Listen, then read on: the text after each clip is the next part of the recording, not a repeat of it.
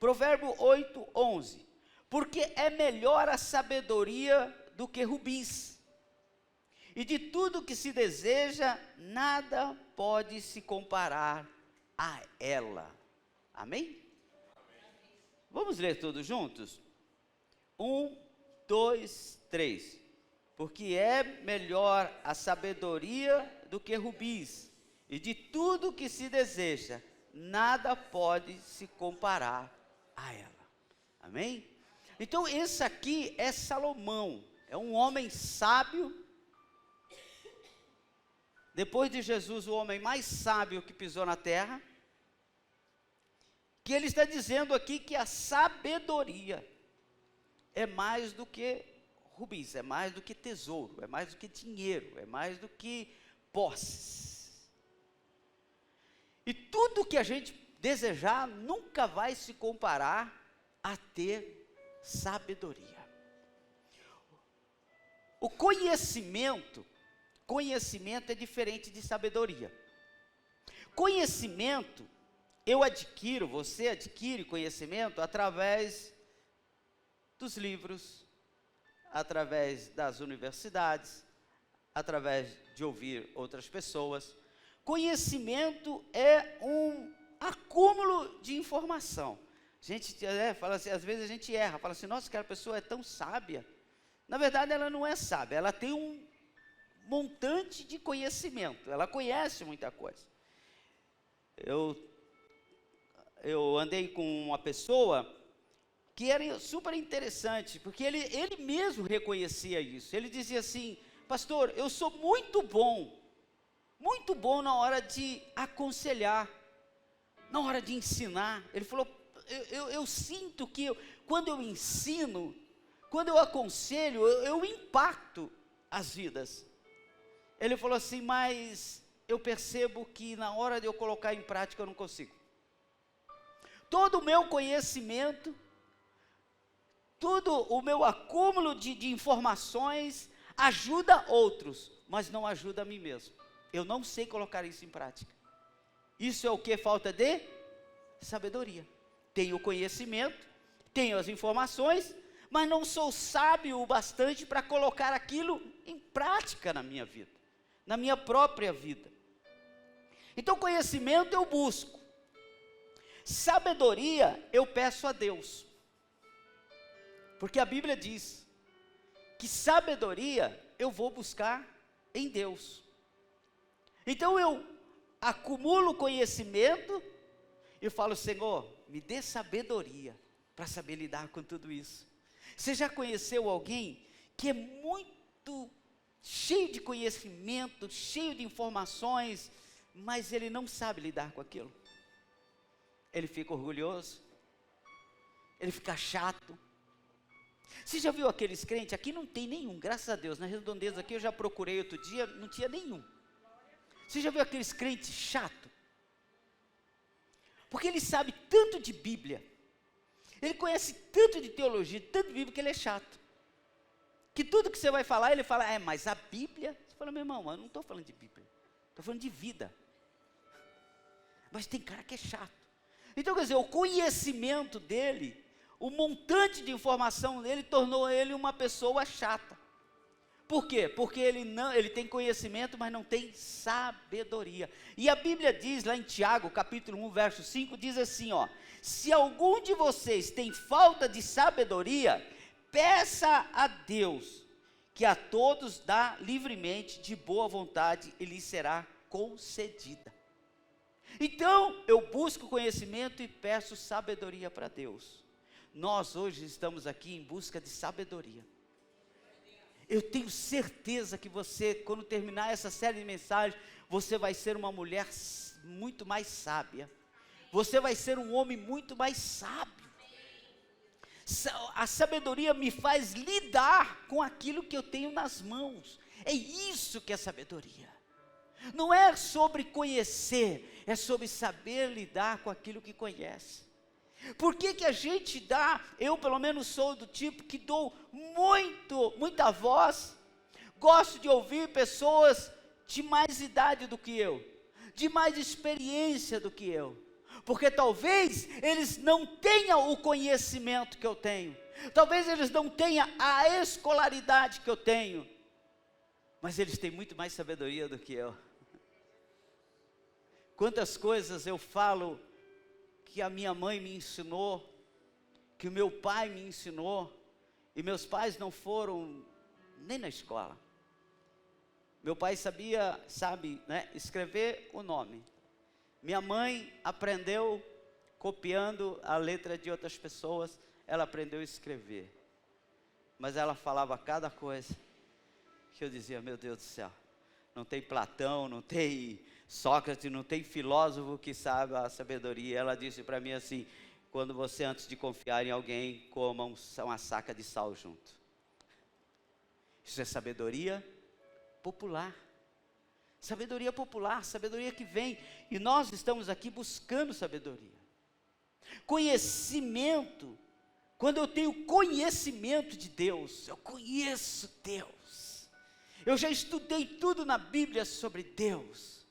Tem gente que eles não estão, agora os cursos vão aumentando, e tem gente fazendo doutorado em teologia, ciência da teologia e tanta coisa, porque querem conhecer a Deus. Só que o conhecimento, conhecer Deus e o seu poder, nos faz pedir algo a Deus, sabendo que Ele pode nos dar.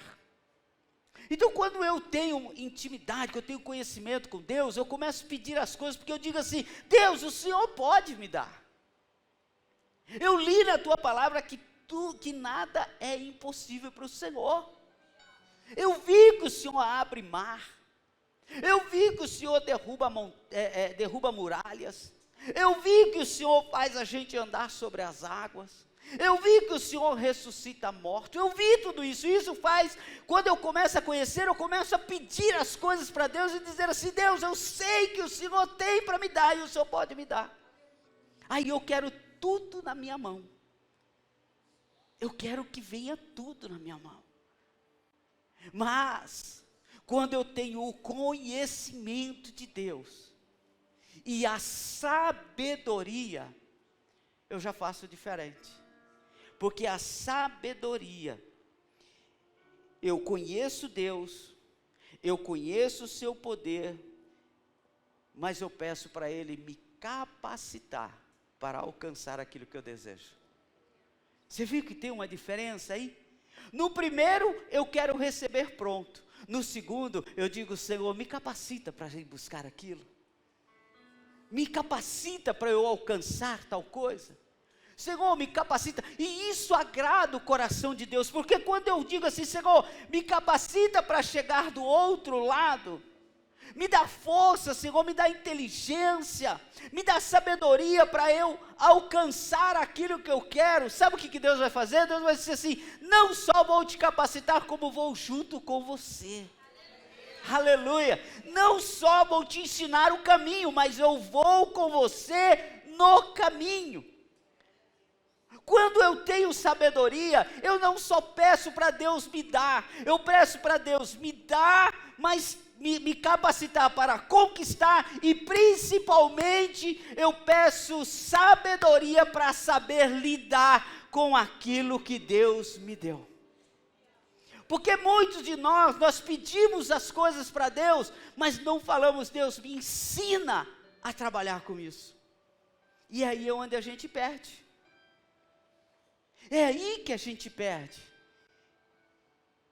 Talvez eu esteja falando com alguém aqui que já perdeu algo, porque não soube lidar com aquilo que foi lhe dado.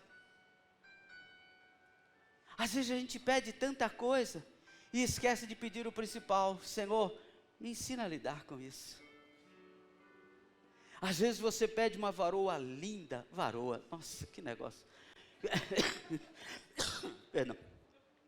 Às vezes você pede uma mulher linda, inteligente, sábia, uma mulher já que sabe o que quer, pronta.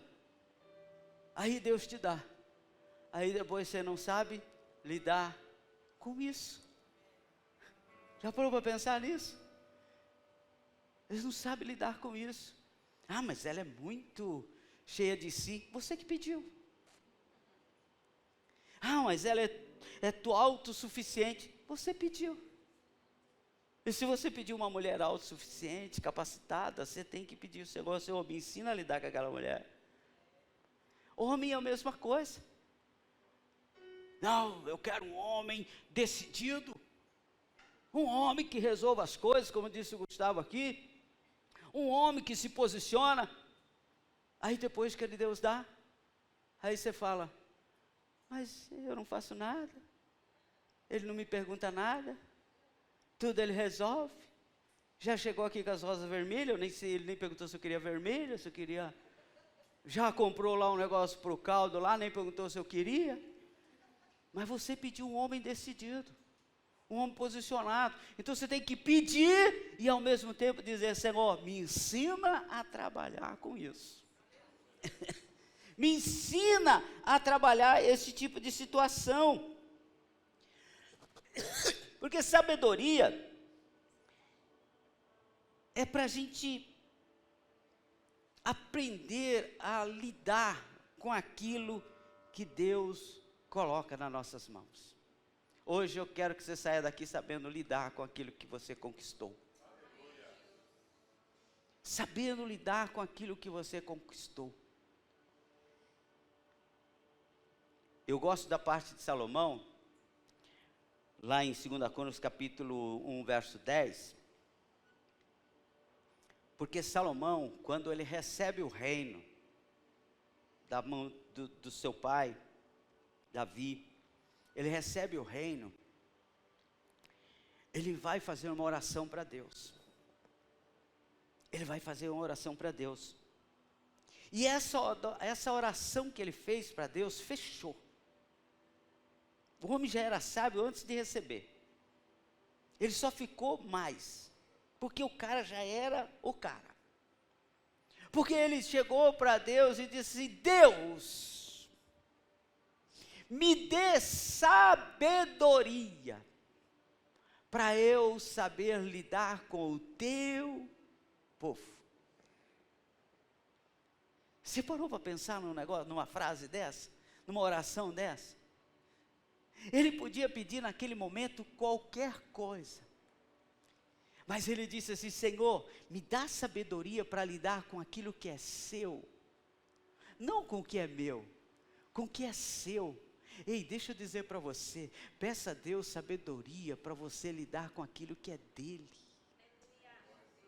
Com aquilo que é dele, porque a nossa vida não é nossa, a nossa vida é dele. Senhor, me ensina a lidar com aquilo que é seu. Me ensina a lidar, Senhor, com os filhos que o Senhor me deu, mas que não são meus, que eu já entreguei no altar para o Senhor, que agora são seus. Senhor, me ensina a lidar com essas crianças. Me ensina a lidar com o casamento que eu coloquei no altar do Senhor, aleluia. Sabe, porque muitas vezes nós dizemos assim, tem aquelas campanhas que algumas igrejas fazem assim, a família no altar de Deus, meu casamento no altar de Deus. Nós fazemos isso, só que nós colocamos no altar de Deus, mas não dizemos assim, Senhor, agora me dê sabedoria para lidar, não mais com aquilo que era meu, mas com aquilo que é seu. E hoje eu quero profetizar na sua vida, que você sai daqui sábio para lidar com tudo que é de Deus e que está aos seus cuidados. Porque não está mais aos meus cuidados, mas não é mais meu, é de Deus. Quando Salomão diz assim, Senhor, eu quero sabedoria para saber lidar, para saber conduzir, para saber o que eu devo fazer de bom para o teu povo, para os teus filhos, para aqueles que o Senhor ama. Que ele derreteu o coração de Deus, e Deus olhou e disse assim, esse é o homem que está no meu coração. coração. Eu não posso dar a ele só sabedoria, eu darei a ele riqueza, darei a ele inteligência, darei a ele poder para ele mexer com aquilo que é meu. Ei, eu profetizo na sua vida em nome de Jesus. Quando você pedir sabedoria para lidar com aquilo que Deus colocou nas tuas mãos, mas que você sabe que é de Deus, você vai receber em abundância, e a vida extraordinária começa a acontecer na sua vida. A coisa começa a ser extraordinária. O que Deus está nos dando nessa série de mensagens não é outra coisa a não ser sabedoria. Sabedoria para alcançarmos e sabermos cuidar quando estivermos vivendo uma vida extraordinária. Eu não vou perguntar quantas pessoas aqui, mas quantos de nós já estragamos a nossa própria vida? Quanto de nós, tem uma palavra que é muito forte, mas quanto de nós já sabotamos a nossa vida? Às vezes a gente está vivendo um momento extraordinário, mas a gente tomou uma atitude errada.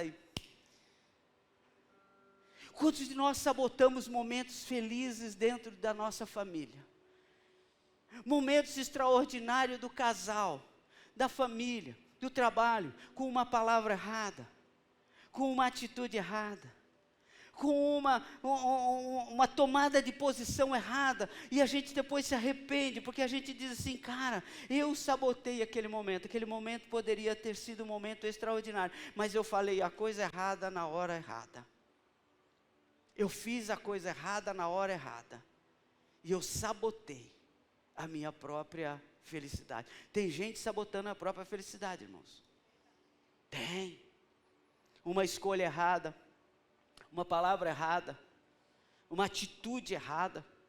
E isso não é falta de inteligência, nem de conhecimento. É falta de sabedoria.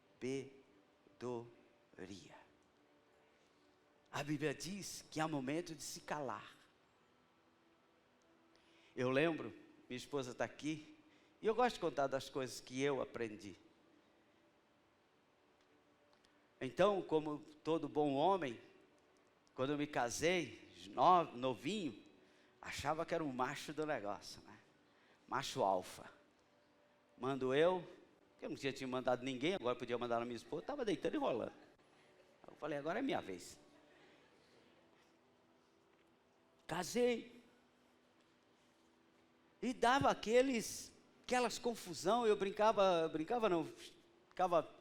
pensando, eu falei, cara, a gente briga o tanto que a gente se alimenta, a gente briga de manhã, tarde e à noite, de manhã, tarde e à noite, de manhã, tarde e à noite, e a gente discutia muito, eu sem nenhuma experiência, a Isabel muito menos, ela queria mandar, eu também, eu sei que era um monte de coisa.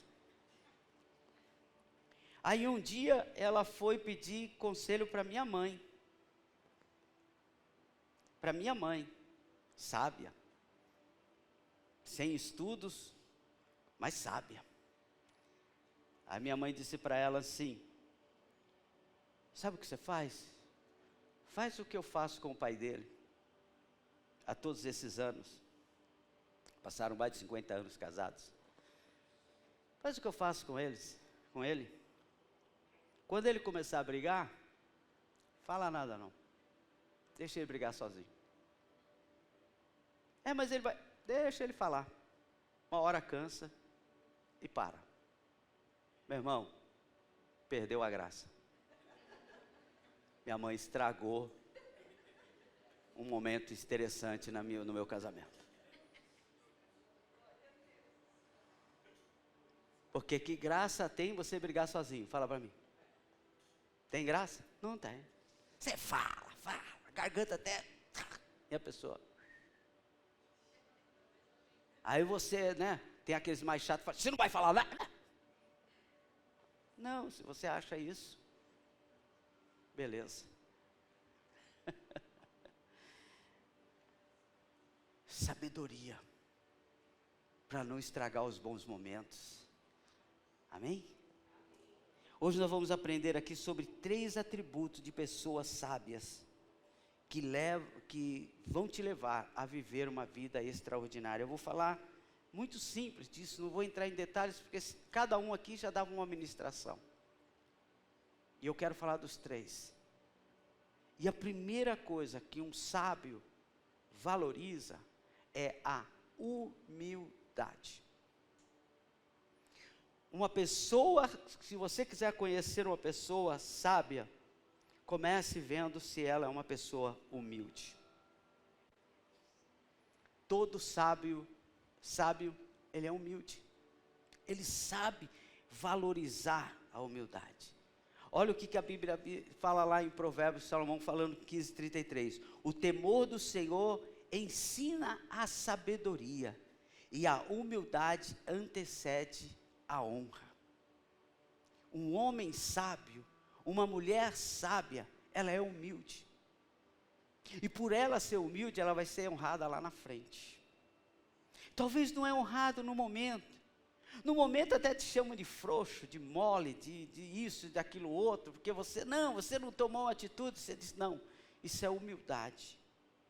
Isso significa que servir ao Senhor é caminho para a sabedoria. E que a vida extraordinária não virá antes da humildade. É isso, Pamela. A gente acha que nós vamos ser honrados.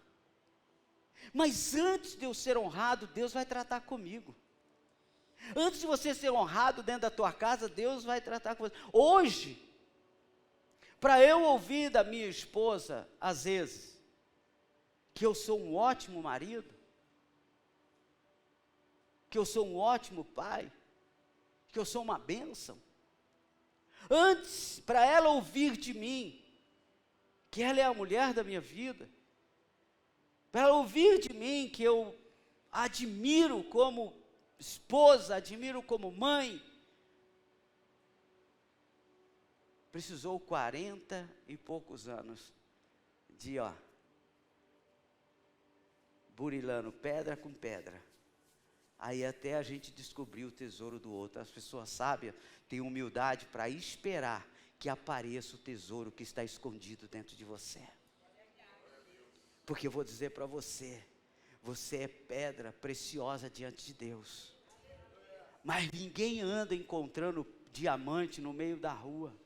E talvez se você encontrou, você chutou. Uma vez eu estava andando e chutando umas pedras, eu falei, cara, isso aqui foi um diamante. Nas minhas loucuras eu tenho essas coisas. Eu fiquei pensando, já pensou se isso aqui é um diamante e eu estou chutando? Sabe por quê? Porque o diamante está escondido. Porque o diamante você vai procurar nos lugares mais difíceis, e depois que você encontrá-lo, ele vai vir numa pedra grossa, uma crosta grande por cima, e aquilo ali você vai ter que lapidar, e quanto maior a lapidação, quanto mais bem feita ela é, maior é o valor do diamante. Deixa eu dizer para você, você está sendo lapidado. Pessoas sábias têm a humildade para dizer, Senhor, pode lapidar.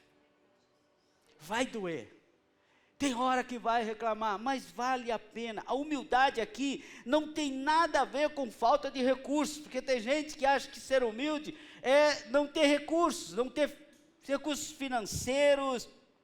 Tem gente que acha que é baixo nível intelectual, como eu disse aqui. Tem gente que acha que a humildade é o camarada lá do interior, do Nordeste, lá que nunca foi na escola, que não tem roupa para vestir, que isso, aquilo. Não, humildade não tem nada a ver com isso. Humildade não fala sobre ter, humildade fala sobre ser. Você não precisa ser miserável para ser humilde. Tem muita gente aí andando com chinelo, com prego embaixo, que é um poço de orgulho.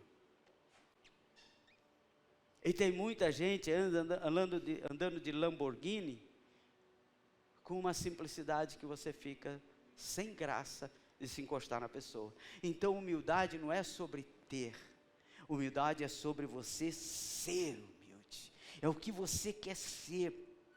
Jesus diz assim, eu sou a videira, vocês são os ramos. Se alguém permanece em mim e eu nele, esse dará muito fruto, pois sem mim, vocês não podem fazer coisa alguma. Humildade é reconhecer que Ele é, que Ele pode, que Ele sabe, que ele tem. Tem gente que consegue ser orgulhoso diante de Deus. A gente cansa de ver na TV, pessoas dizendo, eu não dependo de Deus, eu não preciso de Deus, nem Deus para me ajudar, nem Deus precisa me ajudar. Que isso, irmão? Nós precisamos entender que sem Ele, nada nós podemos fazer. Isso chama-se humildade. Humildade para ter e viver como se não tivesse, porque o humilde, ele é assim. Ele tem e vive como se não tivesse. Ele sabe viver como se ele não tivesse. Não é não ter, é saber que aquilo não é maior do que você. Que aquilo não te controla. Humildade para ter e viver como se não tivesse, pois sabe que nada vem dele, mas tudo vem de Deus. Quando você começar a se orgulhar, lembre-se que está diante de Deus. E que Deus tira e que Deus põe a hora que quer. Sabe o que eu gosto de Jó? Porque Jó era o cara que conhecia o negócio. Quando a mulher dele começou a reclamar, ele disse assim: mulher, Deus deu e Deus tirou, mas bendito seja o nome dele. Porque a gente não sabe o dia de amanhã. A gente não sabe nem daqui a um segundo. Você dorme rico e acorda pobre. Você dorme cheio de saúde e acorda no meio da noite com dores. Humildade. Todo sábio é humilde. Segundo, o sábio, ele exerce um atributo poderoso. E esse atributo, irmãos, eu quero que você saia daqui com ele gravado, junto com humildade. E se você não tiver humildade, esse atributo aqui também não te acompanha, você não consegue vivê-lo. E esse atributo é uma palavrinha tão pequena, mas que abre uma porta tão extraordinária, que tem poder para arrebentar portas, para destruir muralhas, tem poder para fazer coisas tão extraordinárias nas nossas vidas. E esse atributo é chamado perdão. Perdão. Todo sábio sabe que precisa exercer o perdão. É sabedoria perdoar. É sábio aquele que perdoa. O perdão é tão poderoso que é uma chave que pode abrir ou fechar o caminho para uma vida extraordinária. Eu não tenho medo de dizer que existem pessoas que não vivem uma vida extraordinária porque a porta está fechada por causa da falta de perdão. Isso é muito poderoso. O perdão, ele envolve orgulho, como a gente aprendeu. Ele envolve a falta de humildade. Porque perdão, meu irmão, não é sobre quem está certo. É sobre quem quer ficar bem. E às vezes a gente não está bem. A gente não consegue ficar bem. E quando eu não estou bem aqui, se o meu relacionamento aqui no vertical com Deus não está funcionando, não está bem, eu não consigo prosperar em nada. Eu não consigo prosperar, sabe por quê? Porque eu costumo dizer que as pessoas, que quando você não perdoa, você carrega essa pessoa para tudo quanto é lado. Para todo quanto é lado. Ela viaja com você. Sabe aquela viagem extraordinária que você quer fazer para a Europa? Se você não perdoar, pode comprar mais uma passagem, porque tem mais gente para ir com você. Sabe por quê? Porque quando você tirar a foto lá em frente da Torre Eiffel, você vai dizer assim: fulano, agora eu mato ele de inveja. E ele está lá tirando foto com você. Porque você foi para Paris e levou ele também. Porque você está lá em Paraty, da cidade histórica, naquelas praias lindíssimas lá de Trindade, daqueles lugares lá, e você diz: vou matar de inveja agora. agora é para morrer. Aí posta lá, Deus é comigo. Deus prometeu, Deus cumpriu. Aí você fica louco para ver se a pessoa curtiu. Ai, se ela visualizou. Ai, será que fulano viu? Aí você liga, passa uma mensagem para sua amiga. Ai, você sabe que eu estou aqui em Paraty? Sei. Você sabe se fulano... Ah, não, eu comentei com ela. Ai, aleluia. Agora eu mato. E a pessoa não está nem lembrando de você. A pessoa está vivendo a vida dela, curtindo, de boa, e você lá com ela, carregando para cima e para baixo, carregando para cima e para baixo, e aquele peso, aquele cansaço. À noite você vai orar, Senhor, meu irmão, hoje o projeto, a proposta de Deus para uma vida extraordinária é: perdoe. Perdoe e deixa embora. Abre a porta, porque o perdão ele faz isso. Olha o que diz aqui: porque se perdoardes os homens as suas ofensas, também vosso Pai Celestial vos perdoará a vós. Se porém não perdoardes os homens e as suas ofensas, também o vosso Pai não perdoará as vossas ofensas. Mateus 6, 14 e 15. O que Deus está falando aqui? Eu não posso abrir a porta para você, se você não perdoar.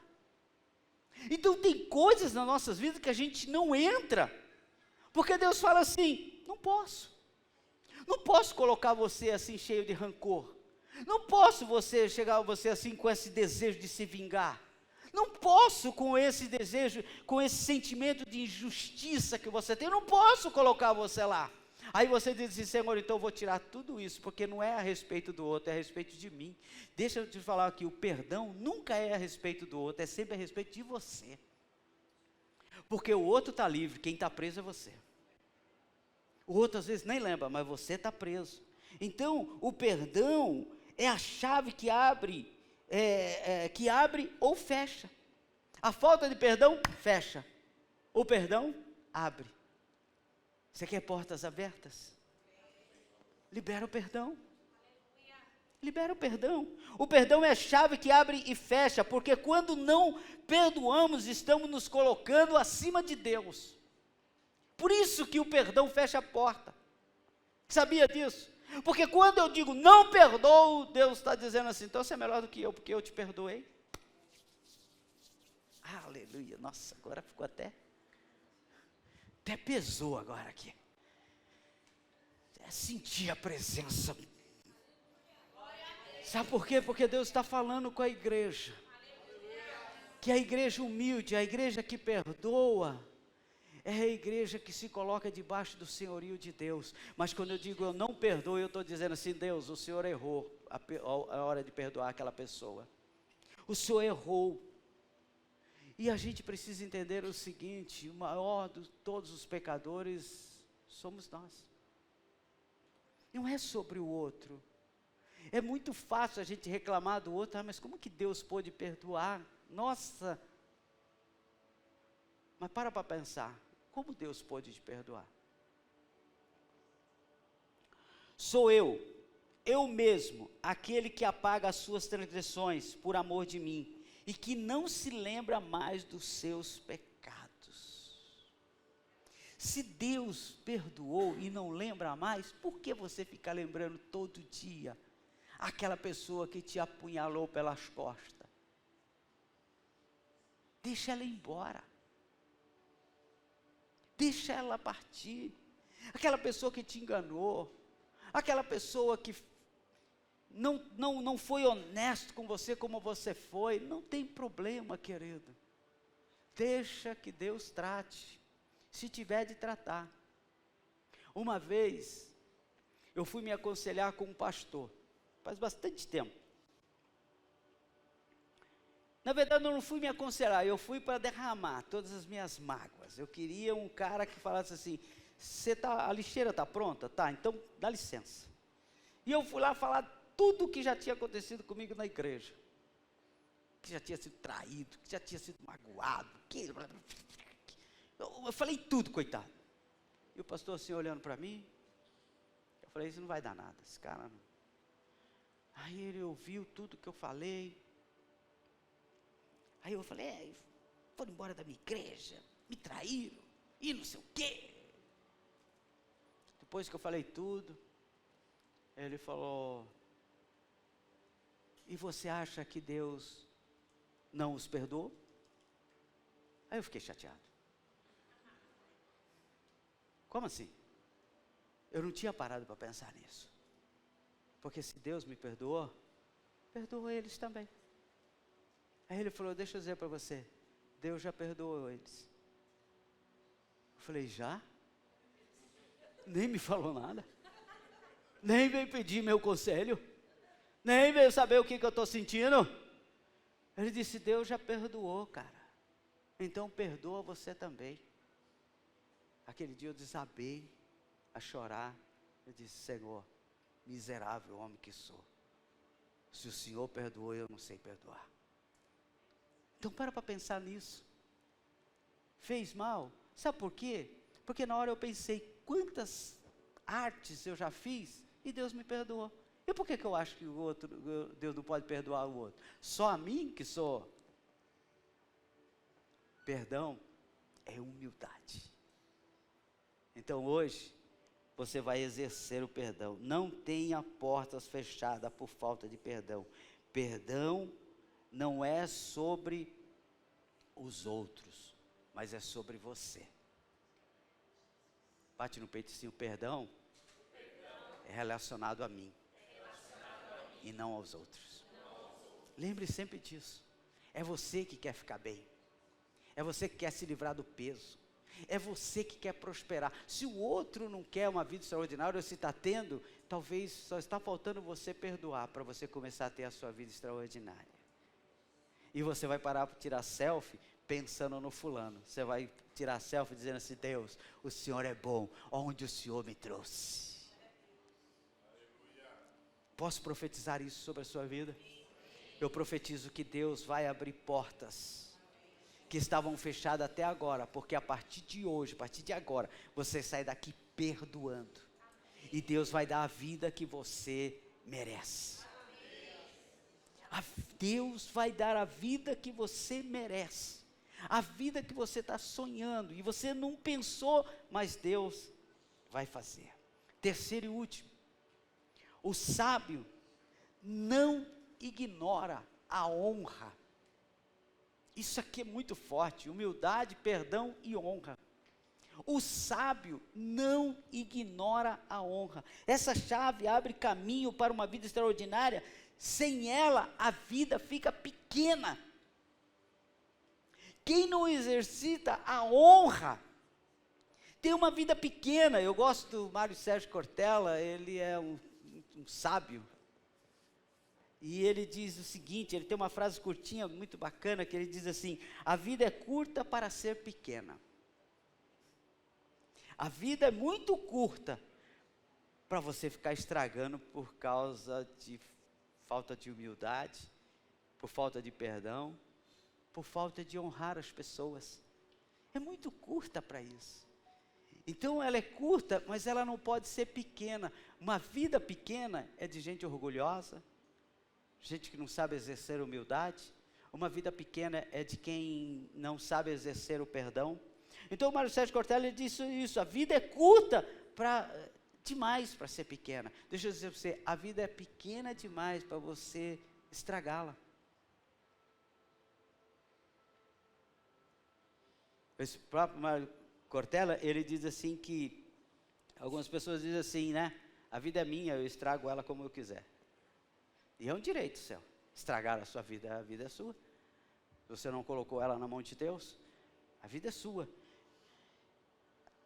A Bíblia diz assim, honra teu pai e tua mãe, a fim de que tenhas vida longa na terra, e que o Senhor teu Deus te dá. Êxodo 20:12.